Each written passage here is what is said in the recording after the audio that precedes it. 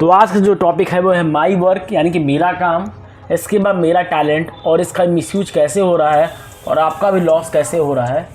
आज हम थोड़ा गेम समझाएंगे। देखो, मेरे पास मोबाइल एक्सेसरीज की बहुत अच्छी नॉलेज है और इतनी नॉलेज मेरे पास है कि इतना शायद पूरी सिंगरौली में किसी के पास नहीं होगा। मैं दावा ठोक के बोल सकता हूँ, यानी कि चाहे वो किसी भी फील्ड में हो, चाहे वो नेकबैंड हो, चाहे वो ईयरबड हो, चाहे वो डाटा केबल हो, इसके अलावा यूनिक प्रोडक्ट लाना देखो हमारा काम होता है।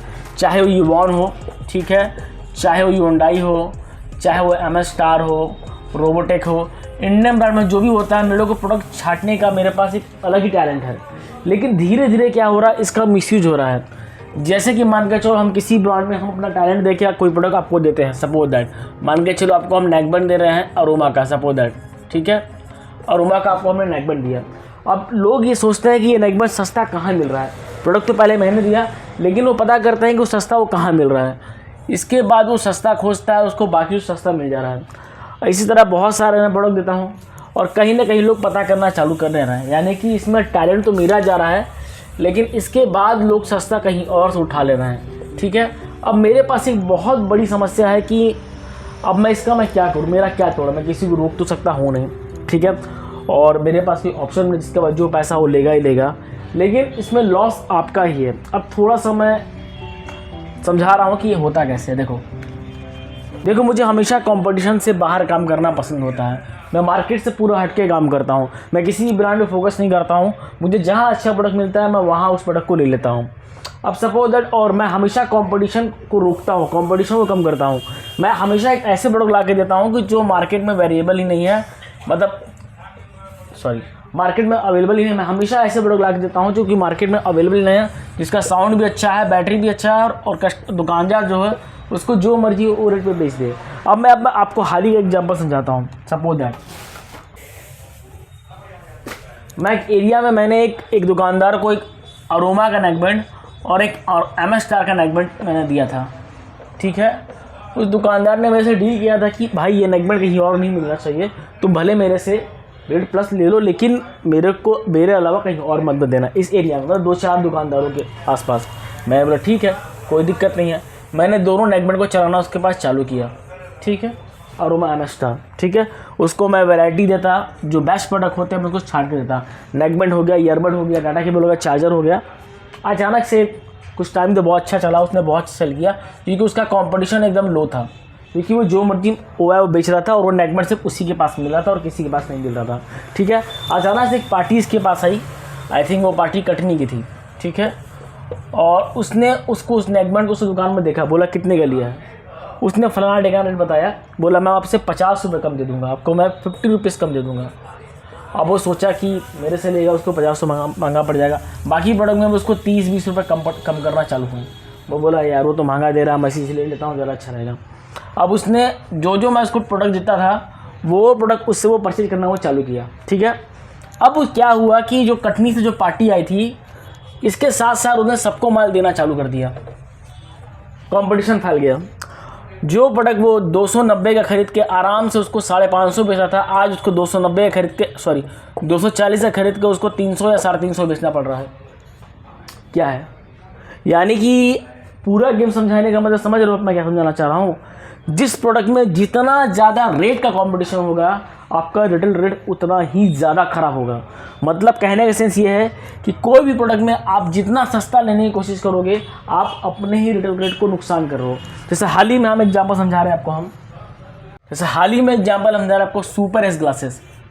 इसका रेट बहुत ज़्यादा गंदा हो चुका है, क्योंकि ये बहुत ज़्यादा वायरल हो चुका है, चाहे होलसेल हो चाहे रिटेल हो। ये ग्लास का रेट इतना ज़्यादा गंदा हो चुका है कि जिसकी कोई उम्मीद भी नहीं थी, ठीक है। इसके अलावा आपके मार्केट में बहुत सारे ऐसे प्रोडक्ट हो, आप खुद अपने आसपास देख लो कि जो प्रोडक्ट जितना मार्केट में फैल चुका है, लोग उसको बेचने से हिचकने लगे हैं। क्यों? क्योंकि वो जान चुके हैं कि रेट दोनों तरफ से खुल चुका है, रिटेल भी और होलसेल भी। तो आदमी कमाएगा क्या, ठीक है। तो यहाँ पे एक बात समझ में आई है कि आपके पास कोई भी प्रोडक्ट हो, नॉट मोर इम्पॉर्टेंट कि आपको उसने क्या रेट दिया है, मोस्ट इम्पॉर्टेंट है प्राइवेसी। प्राइवेसी बहुत इंपॉर्टेंट है कि बहुत लोगों को रेट उसका ना पता चले। अगर ये प्राइवेसी नहीं रहेगी तो कोई मतलब का नहीं है। मान के चलिए कोई सामान आपको 500 की मिल रही है और मैं आपको उसी सामान को 450 में दे दूँ, लेकिन सबको पता चले कि वो 450 में मिल रही है, तो क्या आप बेचना चाहोगे? नहीं बेचना चाहोगे, जनरल सी बात है। तो इस फंडे कहने का मतलब यही है कि जिस वो भी प्रोडक्ट आपके पास है, आपका कंपटीशन रेट से नहीं है, आपका कंपटीशन अगल बगल के दुकानदारों से है। बहुत सारी बातें मैंने समझाई है, देखते हैं कितने लोगों के दिमाग में क्या है।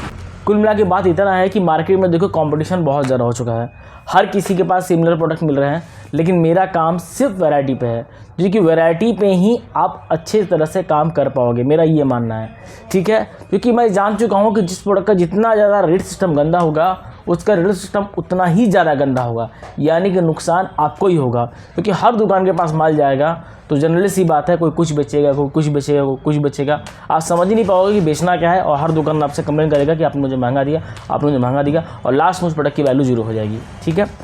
देखो हाल ही का मैं अपना एक एग्जाम्पल समझाता हूँ। देखो मुझे एक प्रोडक्ट मिलता था 80 रुपये का, मैं इसको सप्लाई करता था 110 रुपये, तो आराम से मैं 40 से 50 पीस तो मैं ख़त्म ही कर देता था, ठीक है। तो मान के चलो 40 × 30 यानी कि 1200 के आसपास में कमा लेता था, ठीक है।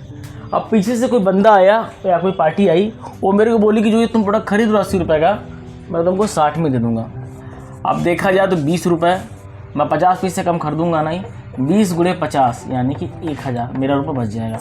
आप लोग वैसे ही सोचते हो ना कि मेरा पैसा बच जाएगा, लेकिन यहाँ इसको मैंने डिनाइट कर दिया कि मुझे तुमसे माल नहीं लेना है, और उसको मैंने बोल दिया कि फलाना डे कहना तुम्हारे प्रोडक्ट में कंप्लेन है, ये है वो है, मतलब ये इस प्रोडक्ट में कंप्लेन है, मैं अब छोड़ने वाला हूँ, ये फलाना करके इसको मैंने यहाँ डिनाइट कर दिया। डिनाइट मैंने क्यों किया? क्योंकि अगर मैं इस समय 60 रुपये में परचेज कर लूँगा तो ये प्रोडक्ट को खोल देगा, इसकी रेट को ही ओपन कर देगा, और हर जगह 65, 60, 65, 60, 65, 60 बिकना चालू हो जाएंगे। हम कमाएंगे क्या बाबा जी ठुल्लू? वही चीज़ तो आपके साथ हो रहा है कि जब जब कोई प्रोडक्ट आपको मिल रहा है, आप दूसरे से खरीद रहे हैं, और फिर वो प्रोडक्ट सबके पास चला जा रहा है, तो फिर आप कमा क्या रहे हैं? और ये हमारा माइंडसेट है, इसी को बोलते हैं, मैं हमेशा बोलता हूँ कि माइंडसेट पर काम किया करो। ये मेरा माइंडसेट है कि कमाना कैसे है, कैसे काम करना है, कैसे रणनीति डिसाइड करनी है, या जो भी रणनीति बोलते होंगे यार। तो समझ रहे होगे कि मैं क्या बता रहा हूँ कि काम कैसे करना है। अपने दिमाग पे छोटा सा प्रेशर डालो कि जो मैं बात समझा रहा हूँ वो आपके दिमाग में जा रहा है कि नहीं जा रहा है। कि जब मैं होलसेल में काम करते हुए, जब मुझे 10 रुपये मार्जिन या 20 रुपये मार्जिन से मुझे काम करना है, तब मैं चीज़ों को 20 रुपये प्लस में उठा सकता हूँ, तो यार आपको तो रिटेल में काम करना है। सोचो मेरे माइंडसेट को समझो, जो मैं समझा रहा हूँ, जो आप समझाना मैं चाह रहा हूँ वो आप समझो। मैं इस वजह से आपको मैं ये चीज़ कह रहा हूँ, थोड़ा सा प्रेशर डालो कि क्या मैं बात सही कह रहा हूँ, गलत कर रहा हूँ, बाकी आपकी मर्ज़ी है, ठीक है। तो जिसको भी वैरायटी में काम करना है, और जिसको भी एक यूनिक प्रोडक्ट में काम करना है, और बेस्ट प्रोडक्ट में काम करना है, वो मुझे कांटेक्ट कर सकता है। नेकबैंड और ईयरबड, यानी कि जितना भी साउंड का काम मेरा है, और जितना भी जो बेस्ट प्रोडक्ट का काम है, वो छांटने का काम मेरा है। जिसको मेरे भरोसा मेरे को ऑर्डर दे सकता है। Thank you so much.